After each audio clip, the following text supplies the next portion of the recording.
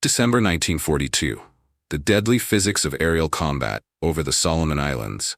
19-year-old waist gunner Eddie Kowalski grips his vibrating Browning M2 inside a B-17. A Japanese Zero slides into view at 10 o'clock, maybe 300 yards out, cutting left to right like a dart. Eddie does what every instinct tells him, puts the crosshairs directly on the enemy plane and squeezes the trigger. 50 rounds scream out. Tracer fire arcs through the air. Every single bullet passes harmlessly behind the Zero's tail. The Japanese pilot doesn't even evade, just keeps flying, completely untouched, while Eddie's ammunition counter spins toward empty. This wasn't Eddie's failure. The same scene played out thousands of times across every theater of World War II. American gunners, well-trained, motivated, equipped with the finest machine guns ever made, were missing. Not occasionally. Constantly. The catastrophic numbers. An Army Air Force's study in early 1943 analyzed gun camera footage from bomber missions over Europe and the Pacific. The results were catastrophic. Trained aerial gunners achieved hit rates below 4% against crossing targets. For every 100 rounds fired at an enemy aircraft moving perpendicular to the gunner's position, 96 bullets hit nothing but air. The mathematics were brutal. A typical engagement lasted 8 to 12 seconds before the enemy fighter broke off or moved out of range. The Browning M2 fired roughly 800 rounds per minute, about 13 rounds per second. In a 10-second engagement, a gunner could put 130 rounds into the air. With a 4% hit rate, that meant 5 bullets might actually strike the target. 5 hits weren't enough to down a Zero, let alone rugged aircraft like the Focke-Wulf FW-190. German and Japanese fighters could absorb dozens of 50 caliber rounds and keep flying. The human cost was staggering. In 1943 alone, the 8th Air Force flying over Europe lost 188 bombers per month on average. Each B-17 carried 10 men. That's 1,880 aircrewmen killed, captured, or missing every 30 days. A significant percentage came from bomber formations that couldn't effectively defend themselves against fighter attacks. The physics problem gunners were doing everything right according to their training, tracking the target, maintaining sight picture, controlling their bursts. The problem wasn't courage or commitment. The problem was physics. And physics didn't care about bravery. MIT's wartime contribution reads like a tech thriller. When World War II turned high-speed aerial combat into a deadly math problem, the Massachusetts Institute of Technology didn't send soldiers to the front. It sent engineers, physicists, and mathematicians. Packed into the top-secret radiation laboratory, the Rad Lab, teams that had been building antennas and radio gear rapidly pivoted to solve the hard, practical problems of detection and fire control. Radar gave pilots and gunners new situational awareness. MIT's people translated that awareness into actionable calculations. One of the Rad Lab's less obvious but game-changing achievements was turning gunnery from a rule-of-thumb art into a solvable engineering problem.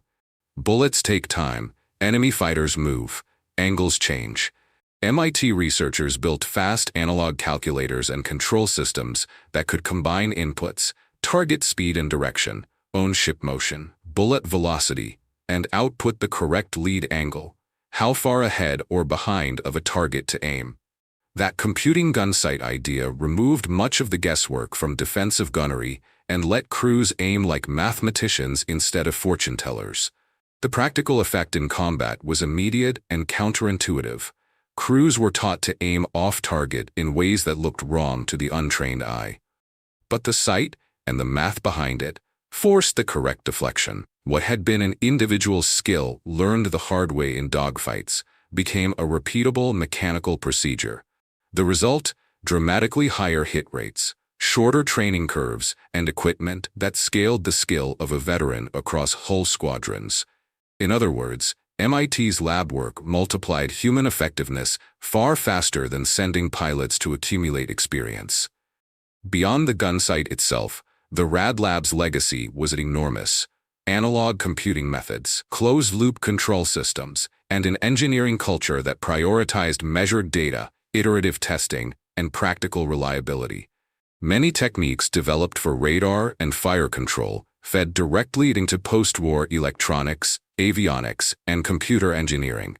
The bridge from mechanical calculators and vacuum tube controllers in the 1940s leads straight to the digital flight controls, precision sensors, and combat systems in today's fighters. Finally, the story is as human as it is technical. MIT provided the tools and the theories, but the breakthrough only mattered when air crews trusted them. When a gunner opened his notebook, tried the math under fire, and found it worked. That crossroad of laboratory invention and combat validation is why an academic institution like MIT is still quoted as a decisive actor in wartime innovation, not because it built weapons, but because it turned confusion into computation, and computation into survival. Every gunner instinctively aimed directly at what they could see. It made perfect sense. Point at the thing you want to hit, pull the trigger, the thing gets hit. That logic works fine against stationary targets or even deer moving at 20 miles per hour. But enemy fighters weren't deer. They were crossing the gunner's field of view at speeds exceeding 300 miles per hour. Late war models like the Me-262 jet could hit 540 miles per hour. At those velocities, by the time a bullet traveled from muzzle to target position, the target wasn't there anymore. The bullet itself moved fast, roughly 2,900 feet per second, leaving a Browning M2. That sounds instantaneous, and at short ranges against slow targets, it effectively was. But in aerial combat, short range meant 200 to 400 yards, and targets were screaming through the sky at speeds that would have seemed impossible just 20 years earlier. A Zero flying at 300 miles per hour covered 440 feet every second. Do the math on a 300-yard shot, 900 feet. At 2,900 feet per second, the bullet needed roughly 0.31 seconds to cover that distance. Doesn't sound like much, but in those 0.31 seconds, that Zero moved another 136 feet forward, 11 car lengths. The gunner aimed at where the aircraft was, but the bullet arrived where the aircraft had been a third of a second ago. Deflection error, the counterintuitive solution. This phenomenon had a name, deflection error. Military scientists understood it in theory long before World War II, but understanding something in a classroom and solving it in combat were entirely different problems. The deflection required wasn't some minor adjustment, it was massive and counterintuitive. Against a target crossing at 90 degrees at 300 yards, a gunner needed to aim approximately 15 to 20 feet ahead of the aircraft's nose. That meant putting your crosshairs on what looked like completely empty sky, trusting the target would fly into your stream of bullets. Every human instinct screamed against it. The warning, nobody heeded. The solution had been sitting in a filing cabinet since 1924, written by a man most combat air crews had never heard of. Lieutenant Colonel James Puckle, an American artillery officer with a gift for ballistics, had published a technical paper titled The Problem of Lead in Aerial Gunnery, while serving as an instructor at the Army's Field Artillery School. Puckle wasn't a disconnected academic. He'd served in France during World War I, witnessed the first clumsy attempts at air-to-air combat, and recognized that aviation speeds were about to create a targeting crisis that traditional marksmanship couldn't solve. His paper laid out the mathematics with brutal clarity, demonstrating that as aircraft speeds increased beyond 150 miles per hour, required deflection angles would exceed human intuitive capability. He calculated that against a target moving at 250 miles per hour at a perpendicular angle, a gunner would need to aim approximately 4 to 5 aircraft lengths ahead. His paper included exhaustive charts showing required lead for various combinations of target speed, range, and crossing angle. Puckle's conclusion was even more disturbing. Without mechanical assistance, aerial gunners would be effectively useless within a decade. The Army filed his paper and forgot about it. The British discover instinctive shooting now. The British had already started finding answers, born from desperation during summer 1940. RAF Squadron 609, flying Spitfires out of Middle Wallop, faced the same gunnery crisis.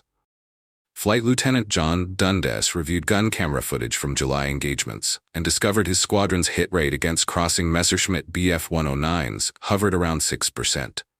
Squadron leader Horace Darley, commanding 609 Squadron, made a radical decision. He grounded his entire unit for 3 days in early August 1940, right in the middle of the Battle of Britain, when every fighter was desperately needed, and conducted live fire experiments that violated every standard RAF training manual.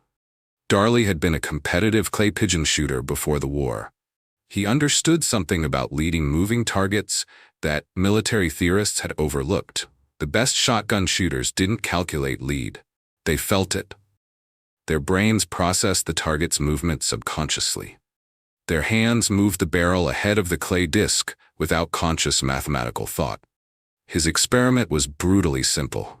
Instead of having pilots aim carefully and calculate precise lead angles, Darley instructed them to do something that sounded insane.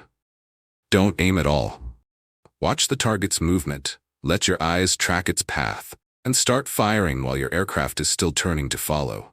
Let deflection happen naturally through your turn rather than trying to consciously create it. Fire into where your instincts say the target is going, not where your eyes say it currently is. The first attempts were disasters, bullets stitching patterns across empty sky 50 feet from the target. But Darley made them repeat the exercise, 40 passes each over 3 days. No lectures about ballistics, no trigonometry, no deflection tables. Just repetition with one simple instruction. Fire while you're still moving, not after you've steadied on target. By the third day, something remarkable happened. Hit rates began climbing from 6 to 12%. That doubling meant twice as many bullets hitting German aircraft. Darley's crucial observation: the pilots who improved fastest weren't those with the best peacetime marksmanship scores. They were the ones who could suppress their instinct to aim carefully and instead trust their peripheral vision and motion sense. The conscious brain was too slow for modern air combat. The answer was training the subconscious to handle deflection automatically. The mechanical solution: computing gun sights. American bomber gunners faced a different problem. A Spitfire pilot controlled his entire aircraft, using motion and angles to create natural lead. A waist gunner in a B-17 stood in a fixed position, while his aircraft flew straight and level through flak, unable to maneuver. He had only his hands on the gun and his eyes on the target. His conscious calculation was too slow and instinctive motion wasn't available. The solution had to be mechanical. Enter MIT's Radiation Laboratory, Division 7, established in early 1942. The head of the division, Dr. Charles Stark Draper, was a 40-year-old engineer who'd spent the previous decade developing gyroscopic instruments for aircraft navigation. Draper understood the deflection problem wasn't fundamentally about shooting. It was about prediction. A gun sight needed to show the gunner not where the target currently was, but where it would be when the bullets arrived. The Mark 14 computing gun sight emerged from Draper's laboratory in prototype form by July 1943. It looked like science fiction, a reflector sight connected to a gyroscope system weighing 28 pounds that required electrical power from the aircraft's generator.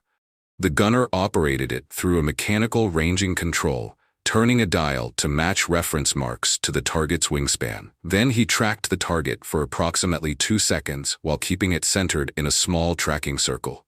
During those 2 seconds, the gyroscope measured the target's angular velocity. The Mark 14's internal mechanism, analog computers built from machined metal cams and gears, solved the deflection equation in real time, taking range input, angular velocity, and known ballistic properties of the .50 caliber round, then calculating exactly how far ahead of the target the guns needed to point. It displayed the result as a lighted reticle that appeared to float in space ahead of the target. The gunner didn't aim at the aircraft anymore. He aimed at the glowing dot. The Mark 14 solved mathematics that would take a human brain several minutes, updating 30 times per second as the target's angle and range changed. Testing at Naval Air Station Norfolk in August 1943, produced results that seemed almost impossible. Gunners who'd never achieved better than 5% hit rates immediately jumped to 18% with the Mark 14 on their first day. After a week of practice, rates climbed above 25%, a five-fold improvement. The stopgap, spot shooting, but manufacturing and installing tens of thousands of Mark 14 sights would take time the Allies didn't have. Production didn't begin in meaningful numbers until early 1944. The majority of gunners flying missions through late 1943 and early 1944 still used basic iron sights. They needed something they could implement immediately without new technology. The breakthrough came from combat gunners themselves, specifically from the Pacific Theater. Staff Sergeant William Bill Fleming, a waist gunner who'd flown 31 combat missions and survived 4 aircraft losses, had kept a notebook containing something unusual: sketches of enemy aircraft with hand-drawn lines extending forward from their noses, showing where he'd actually aimed during successful engagements. He measured these lead distances by comparing them to the target aircraft's length: 2 plane lengths ahead, 3 plane lengths ahead. On March 14, 1944, Fleming presented his notebook to Lieutenant Commander Edward "Butch" O'Hare during a routine debriefing. O'Hare immediately recognized what he was seeing: empirical deflection data gathered under actual combat conditions. Fleming's spot shooting method was brilliantly simple. Give gunners a visual reference they could remember and apply instantly. Count plane lengths forward from the nose, then fire. 1 aircraft length for slight crossing angles, 2 lengths for moderate angles, 3 or more for steep crossing shots. The key was giving gunners a visual reference tied directly to the target's apparent size, eliminating the need for conscious calculation. A gunner didn't need to know he was compensating for 0.3 seconds of bullet flight time. He just needed to remember 3 plane lengths forward for a crossing shot. The technique worked because it matched how human visual processing actually functions. Our brains are exceptional at relative size comparison, but terrible at absolute distance estimation. Asking a gunner to lead by 50 feet meant nothing when he had no reference for what 50 feet looked like at 300 yards. But lead by 2 plane lengths gave him an immediate visual standard he could apply without thought. Testing aboard the USS Lexington showed undeniable results. Prior to Fleming's training, the Air Group's gunners averaged 4.2 hits per 100 rounds fired against crossing targets. By the end of April, just 6 weeks after implementing spot shooting, that rate had climbed to 9.1 hits per 100. The technique had more than doubled effectiveness. The psychological battle, but knowing the technique and executing it under combat conditions, remained 2 entirely different challenges. The human brain, even armed with the spot shooting method, still fought against itself when the shooting started. Army psychologists documented what Captain Harold Klein termed threat fixation collapse.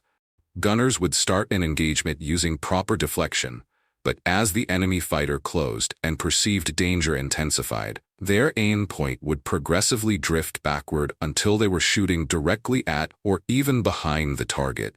This collapse happened fastest during head-on attacks, where closing speed exceeded 500 miles per hour, and the gunner had perhaps 2 seconds before the enemy opened fire. Under that extreme stress, rational technique dissolved into pure reaction.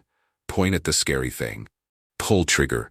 The only solution was repetition so extensive that deflection shooting bypassed conscious thought entirely, embedding itself at the same neurological level as walking or catching a thrown ball. Elite gunners, who survived 30-plus missions, demonstrated something remarkable in combat footage analysis. Their deflection aim points remained stable, even under intense stress. They'd achieved what martial artists call mushin, no mind, where technique happens without conscious direction. The legacy, the deflection shooting revolution that began with British experiments and American desperation, became foundational to every weapon system developed afterward. The Mark 14 computing gun sight evolved into the Mark 18, then into digital fire control computers. By Vietnam, fighter aircraft carried radar-assisted gun systems that calculated deflection automatically. Modern air-to-air combat has largely moved beyond guns entirely. Missiles handle interception at ranges where deflection would require leading by miles rather than feet. But the underlying physics hasn't changed, just the implementation.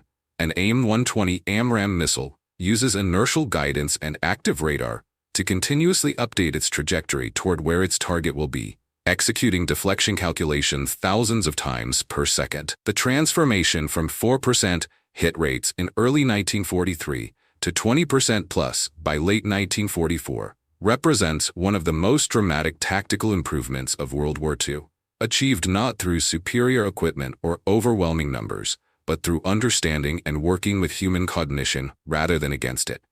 Thousands of air crewmen who would have died continued flying. Enemy fighters that would have escaped went down in flames, all because someone finally acknowledged that human instinct, however strong, could be wrong. And that survival meant training people to ignore what felt natural and trust what physics demanded. The gunners who learned to aim at empty sky proved something essential about human adaptability under pressure. We're not prisoners of our instincts. With proper understanding, sufficient training, and enough desperation, we can rewire our responses to match reality rather than demanding reality match our intuitions. That lesson, born in blood over Europe and the Pacific, remains relevant anywhere humans confront problems where instinct and solution point in opposite directions.